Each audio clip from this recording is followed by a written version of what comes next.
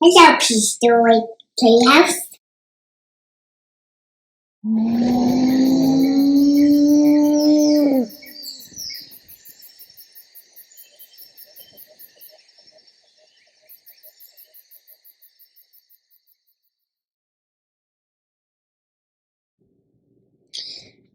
Hello out there, prehistoric pals. Today we're excited to look at the Velociraptor, the Parasaurolophus, the Baryonyx, and Dr. Ian Malcolm, all from the Hammond collection from Mattel's first wave of toys for this new Dominion lineup.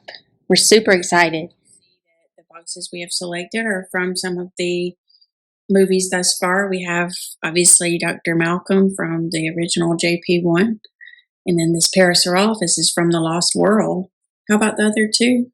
Well, the Baryonyx had, its 5 minutes of fame in the Jurassic World Fallen Kingdom. You'll remember this is the one that came in with the lava as the volcano was erupting, and you had the characters trying to escape the Baryonyx as the lava was coming in and through the building. And I think probably, though, the character that I'm most interested to take a closer look at today is the Velociraptor from JP1, the new 3.75-inch figurine that Mattel has gone with this year. I think something to really think about as we look at these new figures that you can see here. First of all, just from a look standpoint, the 3.75-inch is a fantastic looking figure and a fantastic size. Different than what you may have noticed and what you were used to when we had the Amber collection. All right, as you'll remember, Ansley, why don't you talk us through the difference in the size comparison that you've noticed? Well, this is the male Velociraptor from the previous Amber collection, which I've honestly loved the Amber collection for ages 8 and up. They have more details. They look more anatomically accurate. They have an incredible paint job. These are two of them from that previous collection. You can see the skin with the paint job. It has such a realistic look, not only the paint, but the texturing. Just look at the neck of both of these. And then this male raptor, obviously having those frills up there with a bit of feathering. And you can even look in the mouths and see it almost looks like they've just had some dinner there it looks like they've eaten something. That's right. And I think what we're seeing here is that we're taking the same detail, though, and we're shrinking it down to the 3.75-inch scale. Yes, it's smaller. You're not getting quite as much detail in the texturing. In the texturing and stuff, but still an amazing amount of articulation that's present in the 3.75-inch scale figurines. From a perspective of how does this compare with some of the other things? Well, I think that you bring up a great point, Ansley, is that as beautiful as these are, the size is not consistent with the rest of the toy line. This raptor, as we all know, is smaller in real life than a Baryonyx would be.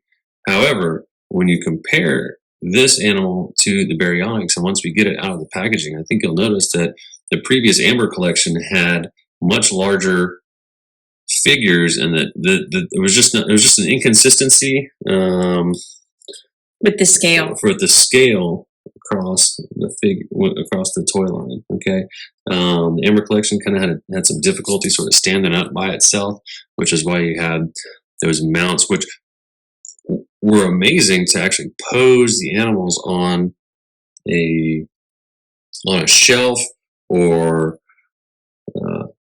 some other way, but it really didn't lend itself to a lot of playability. That the figures would fall over quite a bit. So I think what you end up seeing is,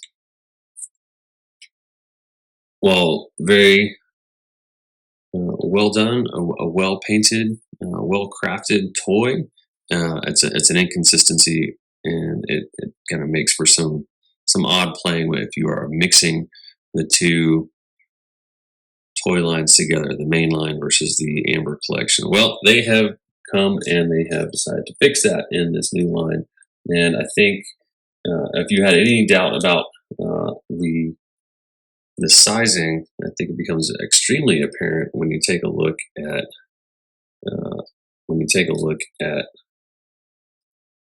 Dr. Malcolm. Dr. Malcolm, okay, and the old Amber collection, Dr. Malcolm, versus the new Hammond collection, Dr. Malcolm. There's a much, obviously, looks like a giant, a giant among mere mortals when compared to the Hammond collection. And that's what Dr. Malcolm was. That's what we love about him.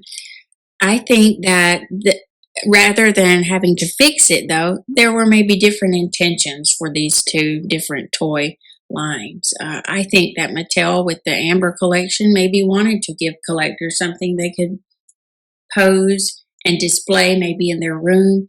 You could even sit it on your shelf as something to look at from your bed when you're going to sleep. Just look at your favorite characters like that. But then obviously they have changed course, and this is clearly something meant to be played with. You make a great point. If I have this sitting on my shelf, I can see it from across the room, and, Yes. and it's very visible. And for someone who just wants to appreciate and have that, just appreciate the figure, appreciate the statue quality, and just admire it from a distance, the larger figures absolutely make that possible. Whereas you see the 3.75 inch scale on the smaller ones, it absolutely is more meant to be played with.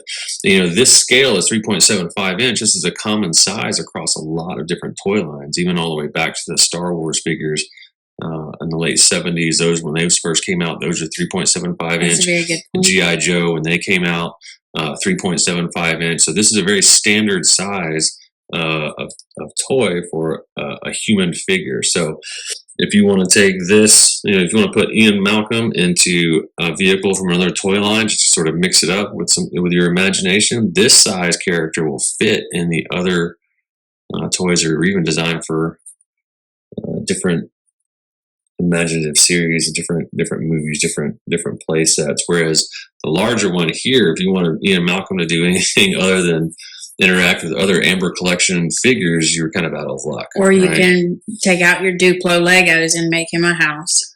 That's right. Yes, a very, very large house, very Yes. giant. But I think you sort of see here now. There's definitely some similarities between the toy line. They both have the red flare from that iconic scene. Okay, some differences in the boxing. I'll set this one aside so we can just kind of talk a little bit about the boxing for this particular one. What you'll notice here is on the left side. Okay, let's start with the front. There's a real nice window into the toy itself. Obviously, the different arms that are interchangeable with the figure, the flare itself. Very good detail on the face, considering its size. When we take a closer look at the box, we have Dr. John Parker Hammond inside of this amber encasing. That, if that looks familiar to you, that's actually appears to be the same amber casing that is attached to his walking cane that had the mosquito inside of it. Whereas we had a mosquito inside of his actual cane, Hammond himself is inside of the amber case, which I think is sort of a neat.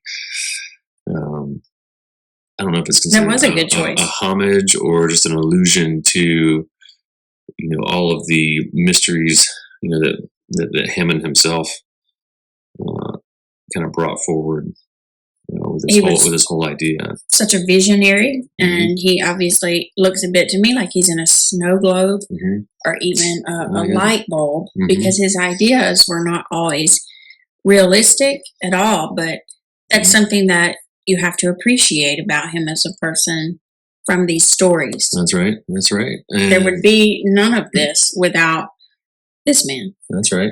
And it's obviously, I keep saying obviously quite a few times here, but what you also notice is it's a shadow. It's that silhouette of Hammond. Okay, it's just it's very subtle what you see with him. So just taking a look around, we'll turn the package around to the side here so that you can see really beautiful logo for the movie that each of these characters were originating from. This nice red and black, the original logo from the original movie. This appears to be some sort of computer generated image, but it's still very nice with the different lighting and stuff on Dr. Malcolm, and just a nice and neat and sharp and crisp imagery. What do you think about that? I think it looks like the animated aspect of Dr. Malcolm, and for me, it's Jeff Goldblum did such a perfect portrayal, and I just want it to look more like the actor who plays Ian Malcolm. Yeah, well, and this does not make me think Jeff Goldblum. That's okay. It isn't about Jeff Goldblum. It is Dr. Malcolm, and if this is his representation, that's okay. But for me personally, there's a little bit I of desire. just want to see more Jeff Goldblum. Well, and your wishes have come true, because on the back of this, you actually get, as you can see, an actual image that they modeled it after from the movie. Jeff Goldblum's character, Ian Malcolm, with the flare, and then side by side with a posed character. This image is a closer match. I have to say, this image is a closer match. Especially when you see it side by side with the actual image from the movie. Yes. In addition to this, again, you got the movie logo that the character is brought from. And then we see here a quick synopsis, a little bit about Ian Malcolm and why it's important. During his visit to Jurassic Park, Dr. Ian Malcolm's expertise in chaos theory comes to light in a painfully personal way. So, similar to the description on the back of the Amber Collection box, yet it is not as in-depth, not as much detail. If you read the back of this box, it says the same thing, but it's actually more intriguing. It even has the same image, if you notice that. Yes. That's something I hadn't noticed before, but they actually incorporate the same image here and here. Obviously, that one's encased in amber. But go ahead and tell us a little bit more about the write-up on the back. An expert in chaos theory, Dr. Ian Malcolm is one of the few original visitors to Jurassic Park. While he often uses humor and sarcasm, he has a deep understanding and respect for the power of nature and knows that life finds a way. He also has the wounds to prove it. So basically the same story. All right, so here we have Dr. Malcolm out of the box, unleashed, if you will, in the original costume from the movie. You see he's got the dark pants, the black boots, the black jacket, the black undershirt, what we're very familiar with when we think of Dr. Malcolm. So the toy really brings that to life and really captures that, I think, with the overall, just his vibe. This is Dr. Malcolm from the original classic Jurassic Park movie.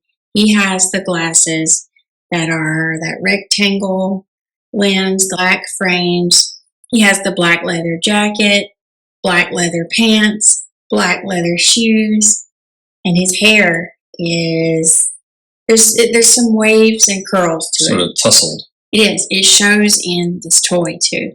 Let's take another. Yeah, he's got that classic Man in Black sort of vibe going on that I don't think like everyone else. I march the beat of my own drum, and the detail here is really nice. I think it captures quite a bit of his character from the movie, from several of them. There you've got the pants. You can see the detail in the folds of the pants, and there's those heavy boots that he's got as well, and that tousled hair again. But if this isn't the version that you kind of think of that you want to play with, well, you're in luck, aren't you? Because there are additional pieces included in the box. so that he can actually change clothes. I think one of the Yes. things you want to draw your attention to is, what about that jacket, Ansley? Well, the jacket is removable. Just mentioning, though, that in this incredibly playable character we've already discussed a lot about, you can move so many joints. I'm about to do a wardrobe change here, but it's 3.75 inches, about 9.5 centimeters. That's how large it is. You can move pretty much every joint that you see can be moved, but you take off the arms here. And these are the arms that complete the look of wearing the jacket. You just pop the arm out. This is removed, but it's that added layer. Without the arms in, it looks a little bit like a vest, but it's not a vest. We're adding these arms now. Mm-hmm. I think that's maybe like when later in the film you want to reenact those scenes where he's not wearing the jacket and he's got his sleeves rolled up, and maybe that's what you're more interested in. Maybe that's the version that you like. Well, you're in luck, because the toy itself actually comes with, you can actually change the clothes quite a bit. Jacket on, jacket off, this set of arms, that set of arms. I think, I don't know, what's your favorite? Do you like the long sleeve or the short sleeve? The short sleeve, and yet the long sleeve, when you look at it closely, would you hand me that vest, Andrew? It's not a vest. It's just so hard not to say vest. The folds they captured, and when you look at the glasses are extremely small, and they come off of his face, just so you know. They could be easily misplaced. So keep up with them because he's going to need his glasses. But the detail in the jacket, it's really incredible. But for me, it looks like he can move around more easily without that. So this is the favorite. I tend to agree with you. I really do. You were talking about the articulation. I'm just going to kind of show a little bit the articulation that we have here. You can really kind of see when I place him here what we're talking about from an articulation standpoint. You can see that the shoulders themselves rotate forwards and aft. You got the elbow. The wrists will actually open up and close. The hips bend at the hips forward and backwards. The hip sockets themselves will open outboard, where you can bring the hips and the knees close together. The knees bend, and even the ankles bend to bring the toes. You can point the toe as well. The head will go left and right, and look, I can even go like this. Oh, that is really good. All right, with the wrist. So talk about posing a figure in like a fun way. That's super fun. I've got him maybe doing, trying to do some sort of a dance. Maybe he's like he wants to go to the disco.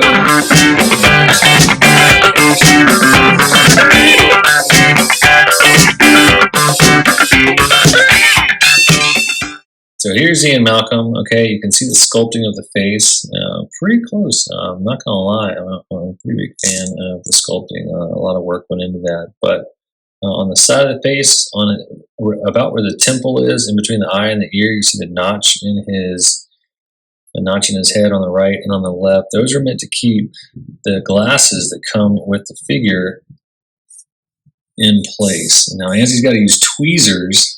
Okay, to show how small these glasses are that go on his head. All right, if you happen to lose those glasses, best of luck. Best of luck to you. Okay, I think the figure is better with the glasses on.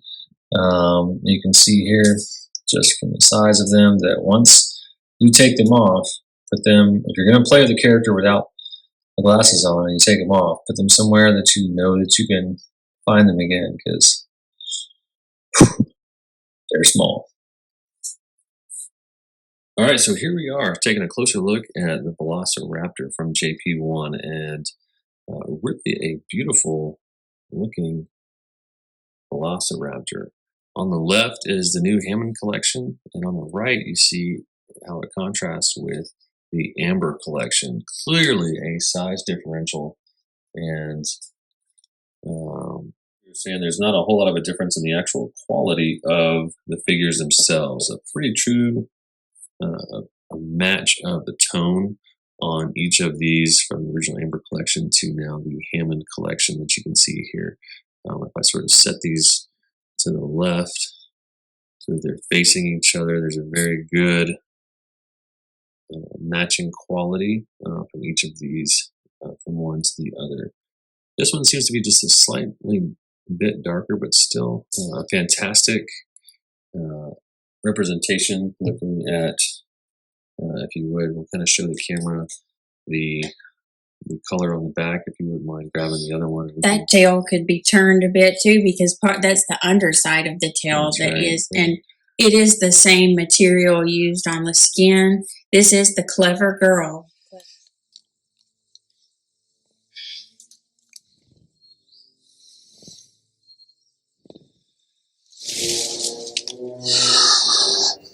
Clever girl.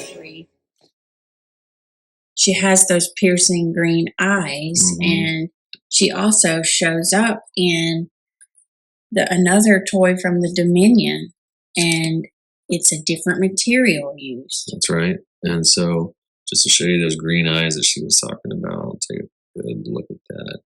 Really excellent paint on the bottom of the jawline. Get that nice lighter tone. Nice glossy paint on the claw and the sickle claw. They have sickle claw that they have. Real nice glossy paint here that you see. And then that's interesting you point that out. It's the flat or the matte paint for the Amber collection. Also, if you look at the teeth are distinguishable in color. But if you look at this one from the Hammond collection, the teeth actually were painted down over the gums, really. So as far as the detail, it probably is more so in the Amber collection. Even these little raised bumps, you don't see that carried over as much. So much detail. But both of these are obviously the clever girl. That reflective paint is a bit different there. I like the glossy. As opposed to this. I don't know, do you like the glossy? Do you like the glossy or do you like the matte? I think the glossy just adds more of that textural contrast that really speaks to me. Yeah. And now, let's see, one of the things, one of the things that they had from the Amber collection was they had that articulating sickle claw that we talked about, right? Yeah. But on this, the Hammond collection, that's not present. Okay, the claw is immobile, right? It's not able to be articulated at all. Some of the points of articulation, you've got the hips, the knees, the ankles, right? So that's 3 right there. The tail, there's 4. The shoulder, the elbow, can go up, down, left, right. You got the neck, 2 places in the neck for articulation. I think it's up to like 14 points of articulation, and such a small figure like this is a pretty astounding amount of articulation that you can get with this. Now, I will say, talking size, just one last thing here, and it's a bone I have to pick with the Jurassic toy line in general, is their representation of the size of the Velociraptor. I think they probably it's just so ubiquitous now that everyone believes that a Velociraptor is about the size of a person. Yes. Okay. Not true, is it?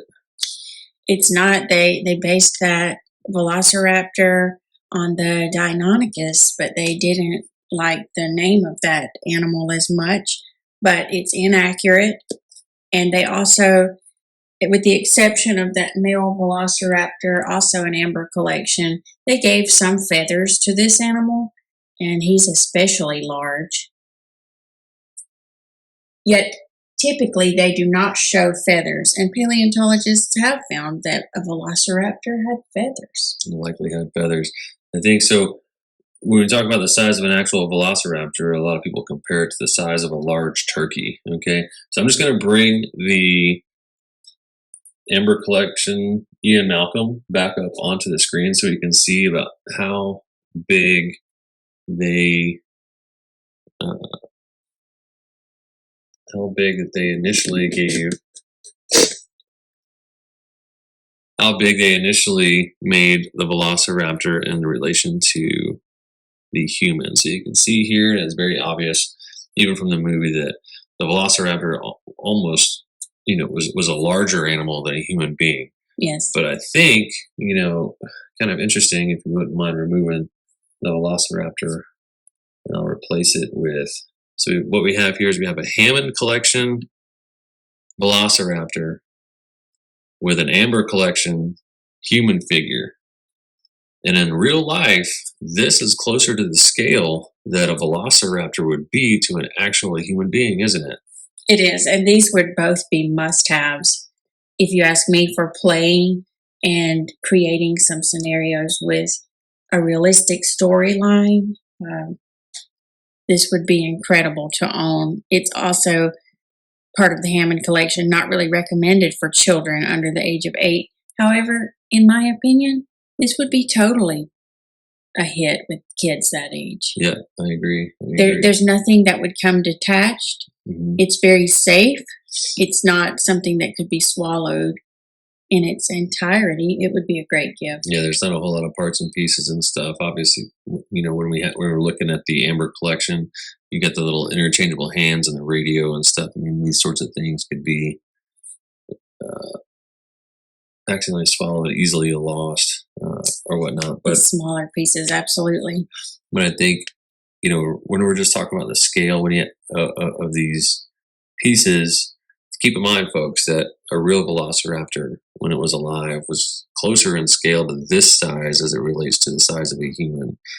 Doesn't mean it's any less dangerous or any less of a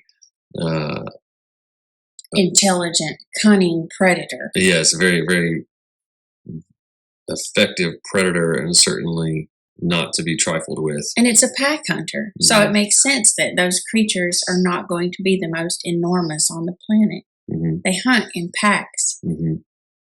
But if you would bring the other Velociraptor back over, and we'll set him back up here so we can take another look. I just want to compare one more time with a third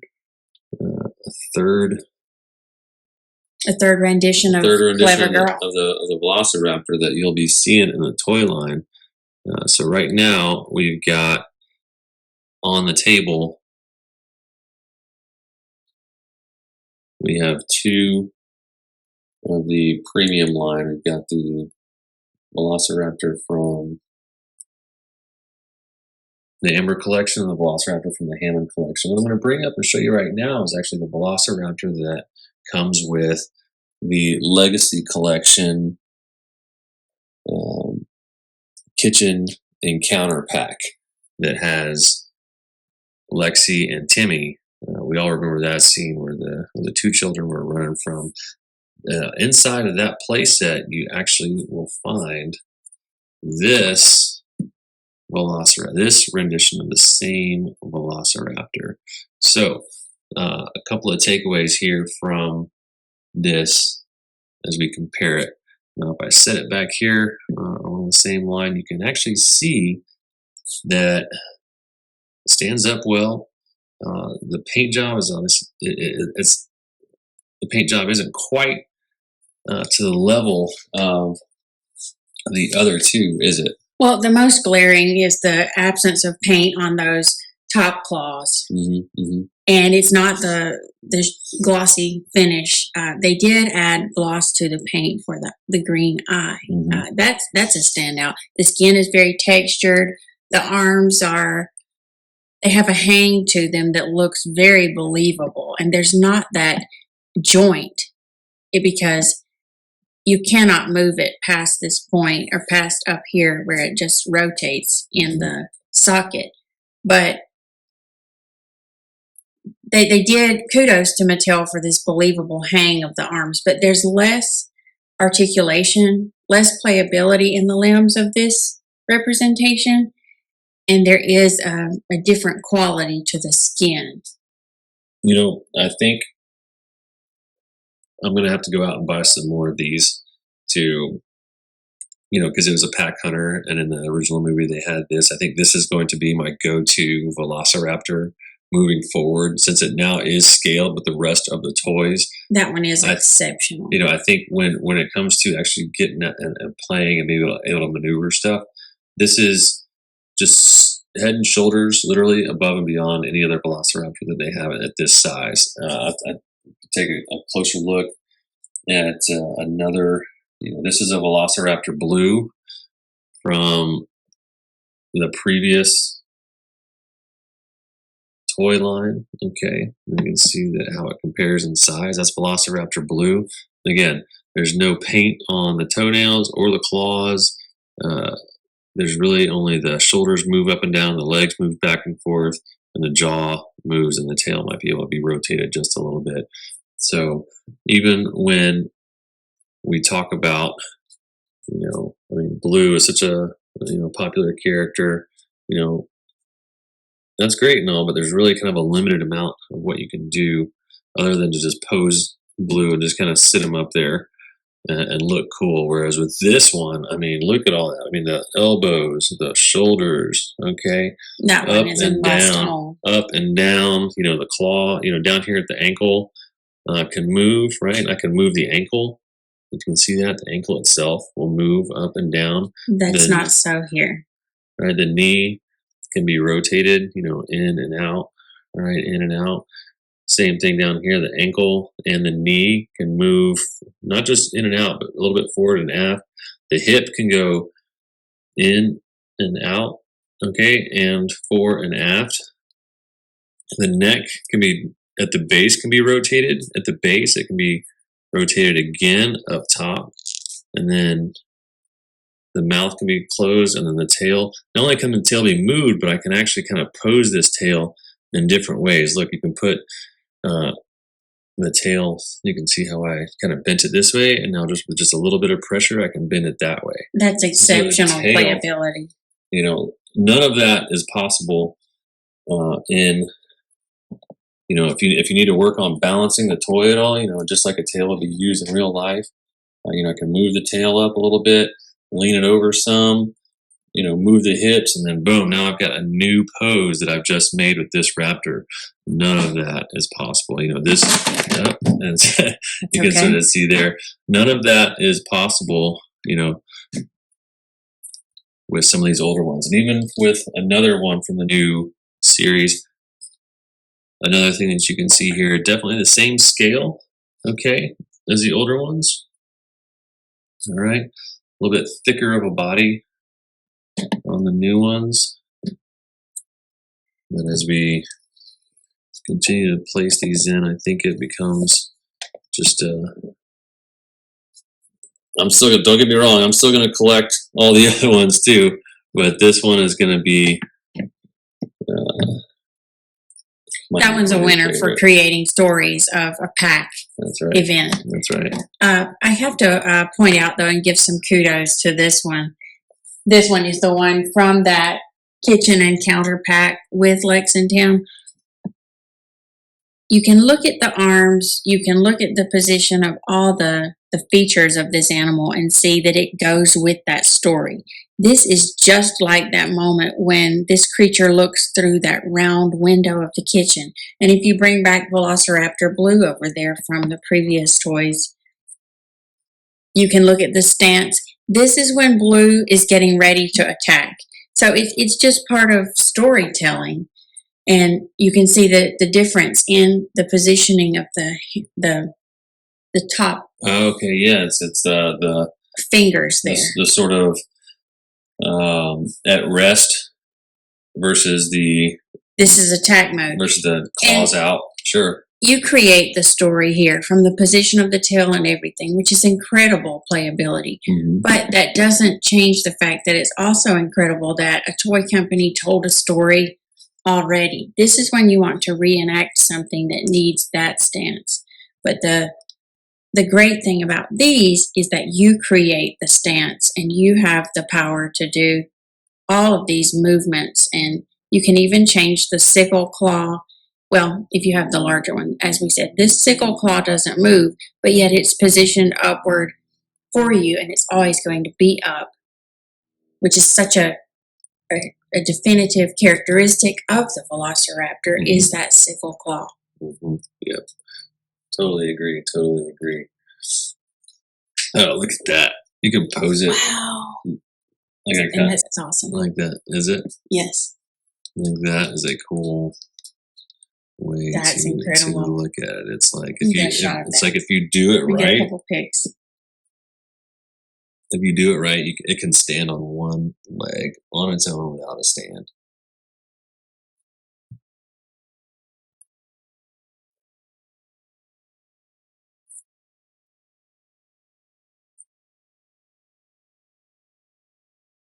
So guys, just check this out. One of the neatest features about this toy, and this particular one, is how you can actually pose the toy without a stand and still get them to stand upright. I just think that's amazing. I mean, look at look at the action in that shot. You know, the action, the posability of this is just unmatched. How much was that one? It's very affordable. Oh my gosh, like $10, $10 to $15. You know, I can't remember exactly, but you know, just the posability of that is incredible. The Amber collection, you know, you saw me kind of fumbling around, trying to get this one to stand upright. You know, I would challenge you to get the same pose from an Amber collection figure, even with all of the stuff. I mean, the weight, the balance and stuff. It just, you know, the foot was not as is not stiff enough. I mean, just getting it to balance on its own with two legs is difficult enough. But to be able to pose it on one leg, if you wouldn't mind moving the second one. Andrew, you're all about the Hammond collection. It's a clear favorite for you. Yeah. I still really love the Amber collection products. Well, I mean, what's not to love? I mean, you know, having a favorite doesn't mean that there's no value in the other. It's That's certainly true. they're both worthy toy lines that have a lot going for them. All right, so next up, we have the Parasaurolophus. You know, one of my personal favorites from this series, and one of the few that has actually made it into just about every single publication, film, comic book. You know, the Parasaurolophus is an ubiquitous character right up there with the Tyrannosaurus, the Triceratops, and the Velociraptor. We see this dinosaur over and over again. We've seen it before in the previous versions of the toy line, but this time it gets the Hammond collection treatment, doesn't it? Tell me what your first impressions of this one are. Oh, the Hammond collection has done an exceptional job. If you ask me, the interesting thing about this animal is that it could be on two legs, but they also have been found to travel on four legs. This toy allows you the ability to do that through moving the joints, and you can place this animal in any way that you need to achieve that. And they would walk along in this way. And it's almost like the Hammond collection took such pains to study the animal and where the joints were, because it looks so realistic, however you manipulate it as a toy. The crest over the head has been found as being able to hold air as sort of a cavity up there. So it would be interesting to see one of these animals in action. I will say, Andrew, that in the actual fossils, paleontologists have discovered a notch so that when this animal lifted up at the neck, the notch would hold this. It was almost like fitting into a glove there. That's not in this toy, and that is okay, but it would have been a fantastic learning opportunity to see that. You mean to see kind of where it would connect. Because of how long this would get, about 6 feet long. This is probably like a young adult. But Ian Malcolm being 6 feet plus, you can see he's significantly longer than this crest. Or maybe this one is a female. You think it might be either a juvenile, a female, or just something that's not fully grown, and that, while it could be to scale, maybe this isn't a full-size adult? Yes, it does look to scale, but this does not look like an older, fully matured dinosaur. Still superposable though, and definitely a good meal for a T-Rex, I think. You want to use your T-Rex to eat this one. Both from late Cretaceous, totally possible. Totally possible, right? Yeah, probably. The late Cretaceous herding animal moved in herds, I think. Did it not? Yes. Every time we see it in the movie, there's a herd. One of the first scenes we actually saw a dinosaur in the film series was a group of these gathered around the watering hole with the Brachiosaur, right? With the when Grant and Ellie Sadler and Ian Malcolm were first getting their first glimpse of the park. There was a large group of these hadrosaurs. I'm really glad that this animal got the Hammond collection treatment. It's been developed as a toy in previous lines like Dino Rivals and all the way back to the Kenner, and you name it, we've seen it. We just haven't seen it quite like this. And if you remember from the actual box itself, it was from the Lost World, and that was that's the movie that this was featured from. If you remember, when we were talking about the box that it came in. There were ropes, and the animal was being hunted. Yeah, it was being hunted, and it was roped off, and it was being captured, and really kind of sad, that they would treat an animal like this that way. But the movies have really touched on that theme, though. What would happen if these creatures were around today? Yep. And really, it's not really one of the harmful ones. It's harmful. It could be harmful insofar as it's large and you wouldn't want it to step on you, but it's not one of those that's going to attack you once it feels threatened. But just a really beautiful rendition. And they were about 40 feet, about 12 meters in length. Really, that's so they were large, and they were a herding dinosaur, so they would be in large groups.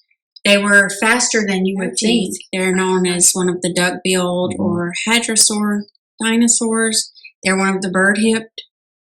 But just looking at the crest is so fascinating to me because there is a connection to the nostril and the crest. Next, we're going to move into the last figure that we're going to be discussing today, which is going to be this, what I think is probably the star of the show and certainly the one that sold out the quickest.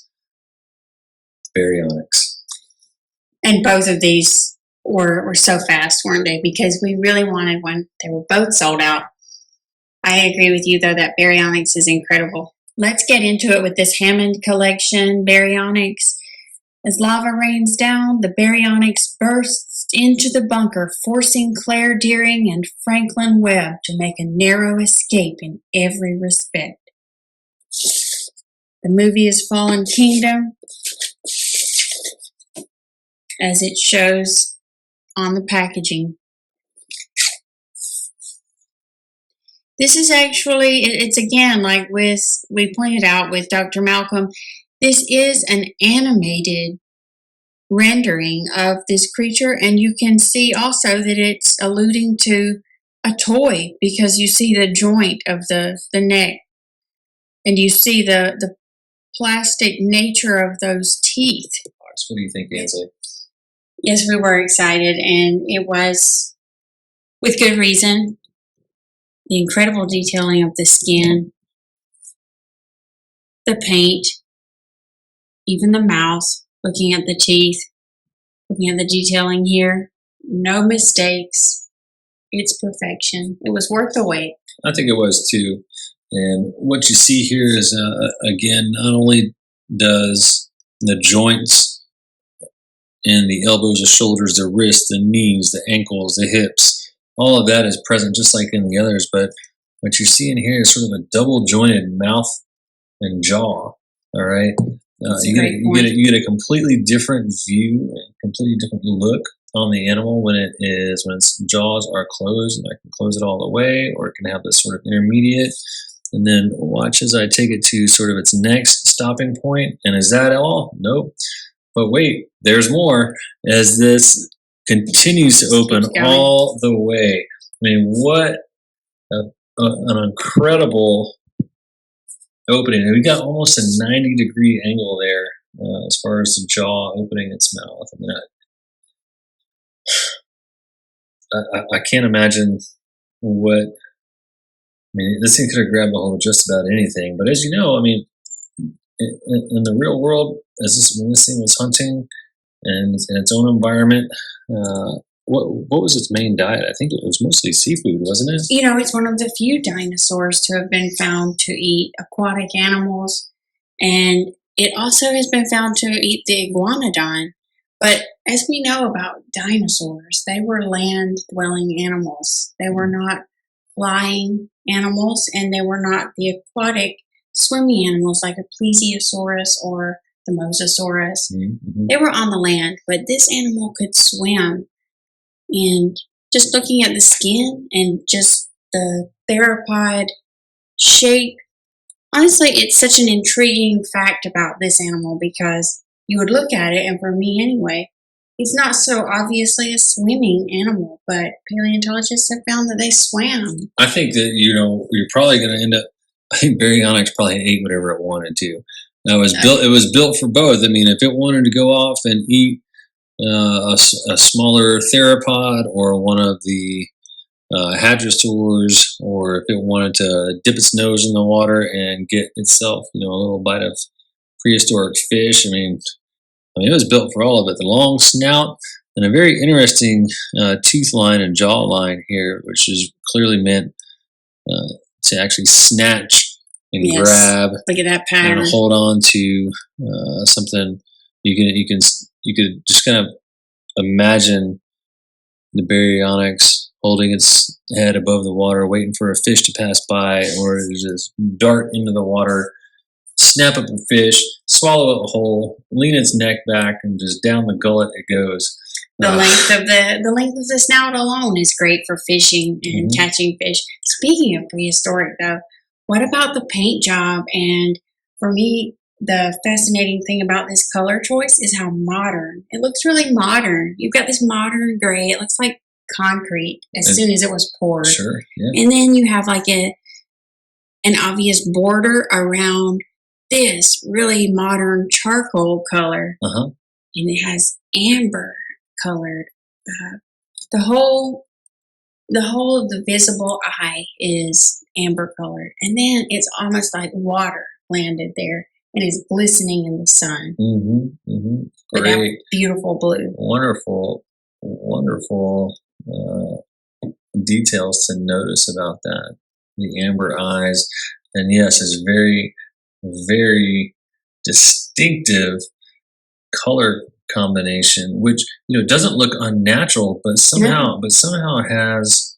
I think this is what probably drew me to this figure the most, was just the. You think about color combinations that pop, and you think, like bright colors like reds and oranges and yellows. You don't really think, I'm just going to throw two dark colors together and it's going to pop. But wow, do you really get that effect with, this color gray, a really dark alternate color, and this light border that separates them. And man, does it really pop? I mean, it does. And you know how we've talked about with some of the previous releases, whether it's Baryonyx or some other figure, we've talked about how unnatural the tongue looks in the coloration. Whereas this tongue, from the glimmering paint they put here at the edges, close to where the teeth stop, to looking in from this angle at the tongue, is it just me, or is that really believable natural coloring for a mouth?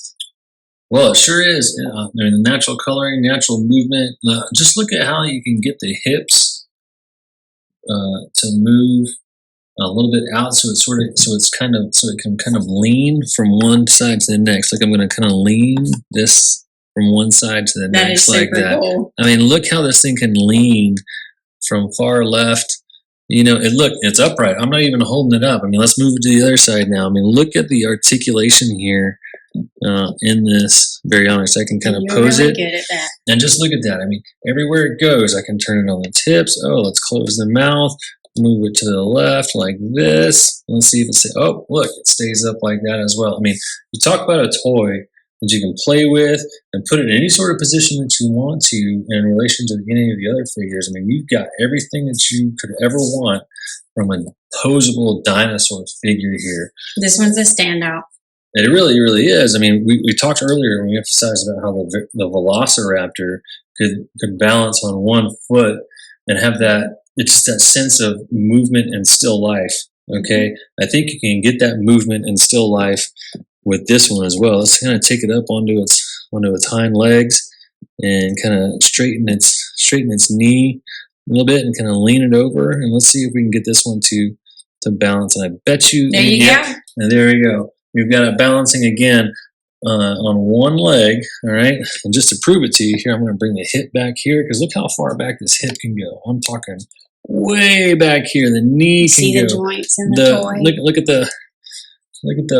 at how far back the ankle can go. I mean, if you're Totally worth the wait, everyone. it really, It's really worth was. I mean, let's stand this up just a little bit more and see if we can get something to work. Oh, look at that. Balancing on one foot. Baryonyx ballet. Baryonyx ballet. That's right. That might be a great video that we should come out with some animation of Baryonyx ballet. Maybe sometime around Christmas, a Baryonyx Nutcracker Suite. We might do something like that. But check this out, guys. I think that they gave the right amount of friction to the joints here down the feet and stuff, so that you could pose this without the stand that the Amber collection required. No stand needed. No stand needed.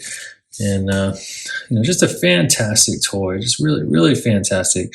I think the Parasaurolophus, the Parasaurolophus, a little bit bigger. I think the balance, there's still a lot of great articulation in the Parasaurolophus. I haven't quite been able to get the Parasaurolophus to balance on one leg. But it's not as easy to balance, yet it is worth the effort. This is a really loved figure for me already. Oh. This one, though, these two creatures would not have been next to one another. This one is, or at least from what we know of the fossil record, North America. This one found in parts of Africa, and then in Spain, the UK. This one about 40 feet, about 12 meters in the length. This one about 30 feet, so it's smaller, not as heavy, which theropods would not be as heavy. This one, though, that's about 9 meters long. The scale is there, and that's so important with playability. Yeah. You have that accurate ability to reenact the past from so long ago. There's so much magic in that. Magic's a wonderful word to use to describe it. Mattel, it's a large company, but they make toys. And can you imagine just being a toy maker and being able and coming up with something like this and a company getting behind your work and be like, yep, we're going to make that. And here they are. It shows just kind of a commitment to collectors and children and fans and anybody who wants just a wonderful figurine to look at, to manipulate, to play with, to admire, to remember. I agree 100%. All of they that. succeeded in every way that you just mentioned there, and it makes me feel really fortunate to be able to have access to these toys and to be able to play with them. Mattel, take a bow for sure. That's right. I think. I hope, I really hope, Baryonyx is sort of related to the Spinosaurus and the Carcharodontosaurus. One of the things that we just recently, I'm hoping that Tyrannosaurus Rex is going to get the Hammond treatment here soon, and maybe How fun would it be if the Spinosaurus got the Hammond treatment as well? I think Mattel probably has a few surprises up its sleeve as this Hammond collection rolls out. Right now, Let's hope they do. let's hope they do. I mean, we've seen some of the iconic characters and dinosaurs. Parasaurolophus and Velociraptor, obviously present in all of them. Baryonyx had its time in the limelight in the movies and had a very prominent role in the Camp Cretaceous series. So no question there. No doubt that they were going to feature that as well. I wouldn't be surprised. I'd really be looking forward to seeing a Dilophosaurus in the Hammond collection. Hammond collection Dilophosaurus Andrew, or a these are T-Rex or really- a Spinosaurus. What other humans are we going to see? I think Ian Malcolm was a great lead-in. That's a really good start. All right, everyone, that's going to do it for us today. We really appreciate you sticking around to the very end. But before you go, we're going to take a closer look at one of the Jurassic World Dominion mini-series, aren't we? Andrew, let's go for it. We have not one but two. So what's in these? We want the whole collection. There's a poster in there that shows you this same thing. Let's get every one of them. Yeah, so previously we got one open and we were looking and we saw one of the Giganotosauruses. All right, so let's hopefully, I don't know. You know what? Let's just skip all the intros. Let's dive right into these and wrap these up. I want that one. You want that one? Check it out. All right. You go for it too. All right, here we go. Both at the same time. Here we go. All right, let's see who can get it open first. I'm working mine open.